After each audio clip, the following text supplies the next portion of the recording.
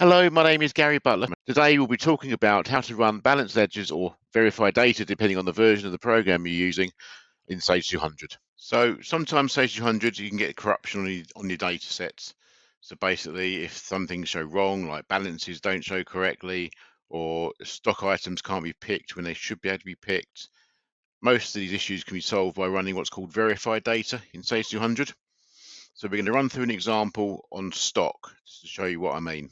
So in stock, we're looking at the ACS blender. It says I've got 134 free stock.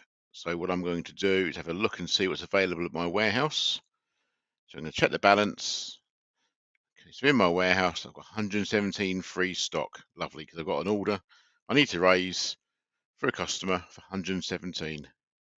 So sales orders, I'm going to raise a new sales order. And I'm going to select my blender coming from the warehouse. 7. But it comes up in yellow and it says the specified quantity exceeds the stock available at the location. So you can see here it only wants to allocate 97 out of the 117, which means there's 20 discrepancy. So we'll close out of here and have a look. So we know the stock should be available, but it doesn't show in the system that it is. So a quick check we can do is to go into columns, values, and in here look for the quantity reserved. Now normally quantity reserved is used when people are using Sage, multiple people are using Sage. When multiple people are raising sales orders, of course what happens is if there's 100 in stock and multiple people want to use that 100 in stock, it doesn't save the order line until you actually save the record itself. It just reserves the details of what stock items you want to use prior to saving. So basically, if I picked 100 on my order, that would stop other people from picking it on their orders because I've reserved the stock. Now, I know no one else is using Sage 200 at the moment. It's just me. So there should be nobody reserving any stock. So that is a sign there's been a crash in the system.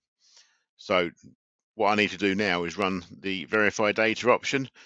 This is an option that can be ran on financials or commercials. So the verify data option lives in Accounting System Manager, System Utilities, Verify Data.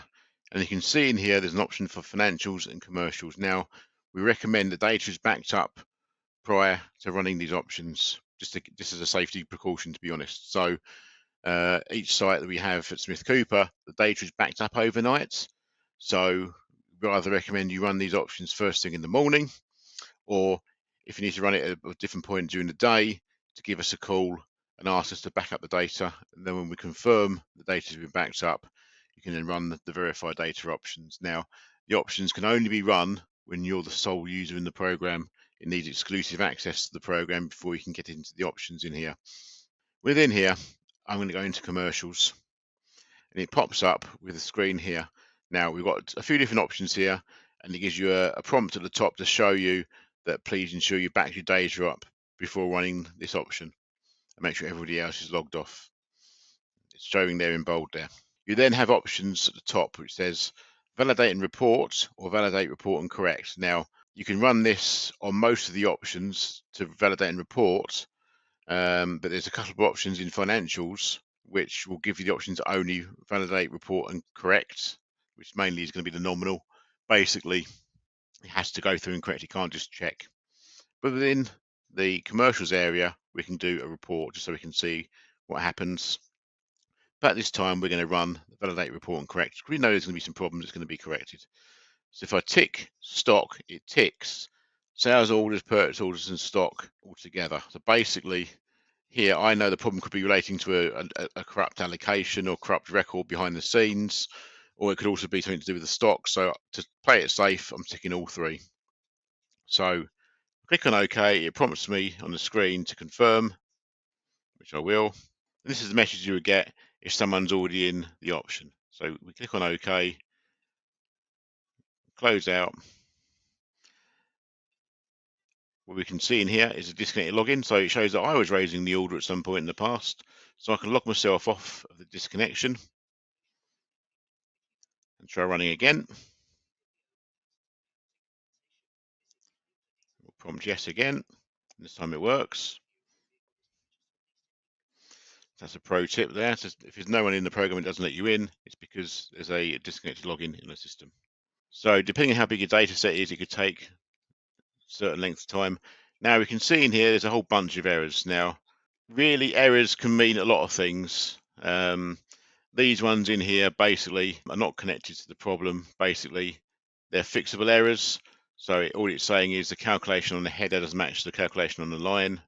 So again, when we run through this here, it's going to fix it. It's also cleared a few discrepancies. Now, what I would always recommend to do in here is to print. So when you print, it will then preview the reports with the errors on. And if you need to speak to us about it, so for example, if you run it to validate and report, then you've got a copy of the report, which you can save, spool, export, and email into us on support. Obviously here, I'm just going to close these. And I'm going to close this option here. If I now refresh my list, I can see the quantity reserved has been removed. So the option I've just ran has fixed the problem. So we close in here and go back to sales orders. So now let me go into raise my order again for Better Kitchens.